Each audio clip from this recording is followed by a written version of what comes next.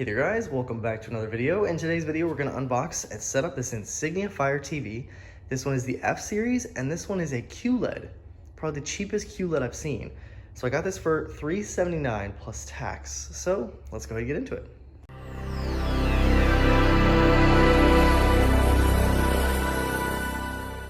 So as you can see on the box here, we have the F50 series, QLED, 4K of course, Dolby Vision, and DTS HD. We also have the you know who button on there so you can ask your questions. And this is the 55-inch. All right, and on the back of the TV, the box here actually has a lot of information here. So it tells you the actual specifications of it. So if you are interested, you can pause this here. It tells you how large it is and its specific dimensions. We do have 4 HDMI ports on this total, which is nice to see, as well as, of course, your composite AV, LAN, coax, optical, and all that good stuff here at the bottom here. And we'll go over that once I actually get this out of the box here. But you can see our features. We have 4K resolution, 60 hertz panel, 4 HDMI, 1 ARC, 1 composite input, 1 digital output, 1 antenna cable input, 1 headphone jack, 1 USB, 802.11 wireless. It's not specific on what it is. It is an LCD display with direct LED backlight. It includes the voice remote with you know who, AAA batteries for that, stand, quick setup guide, and then we have our specifications here. All right, and here are the contents when you first open the box. So you get a child safety guide, you get the remote here, and it looks very similar to a traditional Amazon Fire TV remote. I have one here, so if you're curious about the difference. So it is actually a little bit bigger, surprisingly. We do have our 2 stands. We have the power cable, we have our screws for the stands, as well as batteries, and our quick setup guide here.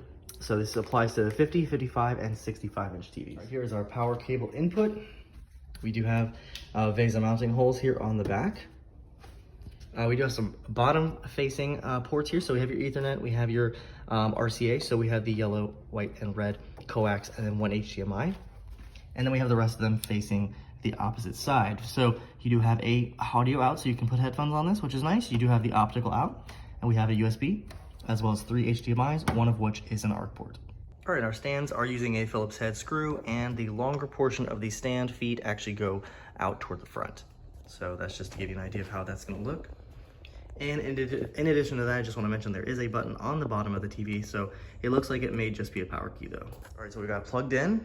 Let's go ahead and turn it on for the first time.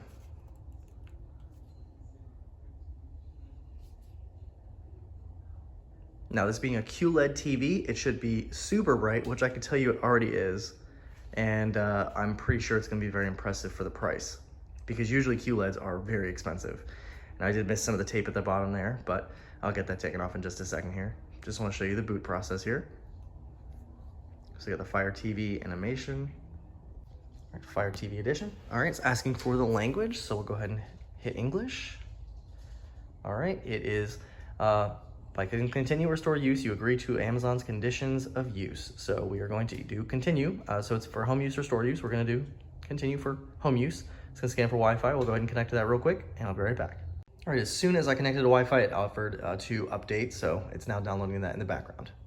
All right, and after 3 updates, it actually was back-to-back updates, so it rebooted itself, and it did that 3 times. It took a little bit of time. We're finally here at our experience selection, so you can select the full experience, and this is recommended, where it will offer you live TV, thousands of channels, apps, and you-know-who skills, over 1 million movies and TV shows, voice control and search, and sign in and sign up for an Amazon account.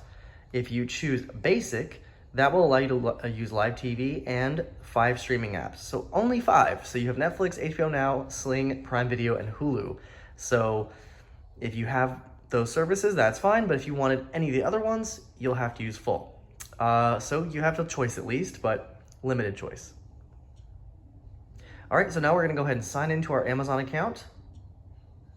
And they make this pretty simple. So you sign in using your Amazon account at amazon.com/code, and you type in the code, and it should go ahead and sign you in without you having to type in your full email and password. So now it's coming to a screen where it says restore Fire TV. So if you had a Fire TV stick before, you can actually restore from it, and you won't have to do any further setup. So that's gonna be pretty nice. So you can also skip this if you wanna start fresh. Otherwise, it will bring you to the brand new setup. So I will go ahead and restore from here. So as you can see, it's named the Fire TV stick that I had. So let's go ahead and choose that. And it's gonna go ahead and restore from that. All right, now it says your TV is designed with kids and parents in mind, so you can enable parental controls if you want to, or hit no.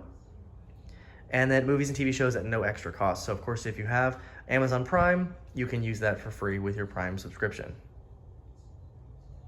All right, and then choose your streaming services. So it is kind of making me go through this again, even though I've done this previously, but we can go ahead and choose the ones we want here. So I don't have any of these services. I don't have any of these services either.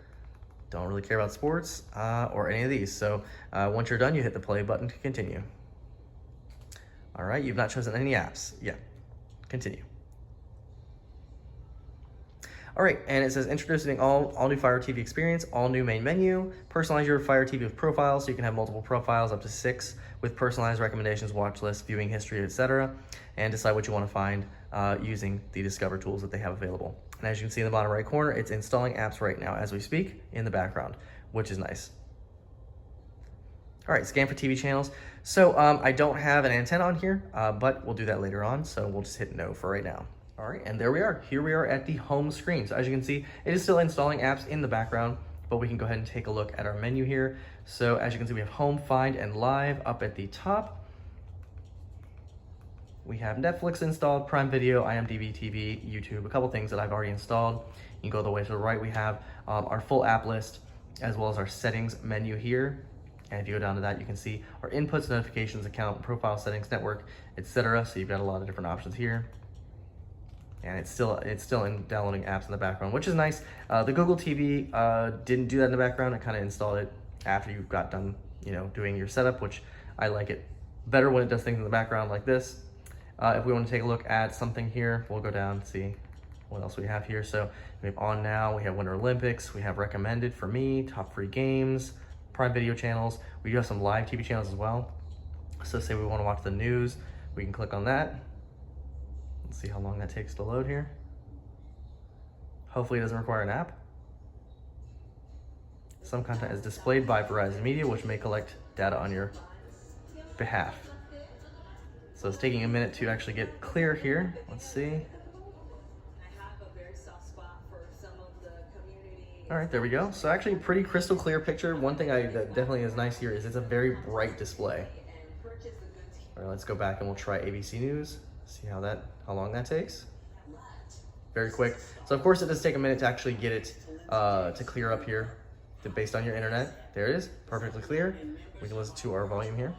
You are all getting a copy, and be sure to check out Lindsay on ABC News, live Prime streaming weeknights and on. Now before I go, I want to show you a quick sample of video. So here's a 4K video. This one I specifically want to show you because QLED is better at doing color and deeper blacks because it has this bright, vivid display, and the backlighting is a little bit different than a traditional LED. So let's go ahead and go in here. This may take a second to actually load, but I do want to show you that it's going to look a little bit better than traditional LED TV. Now obviously it's not going to be completely black like OLED, but the colors and everything should be a lot better. So this is in 4K. Let me go and make sure that it's showing you in 4K here. So yeah, it's in 4K. And then we'll go ahead and fast forward a little bit so we can actually kind of see how fast it loads here. So we're going to press play. I do have a light back here, so you're probably going to see a little light reflection, but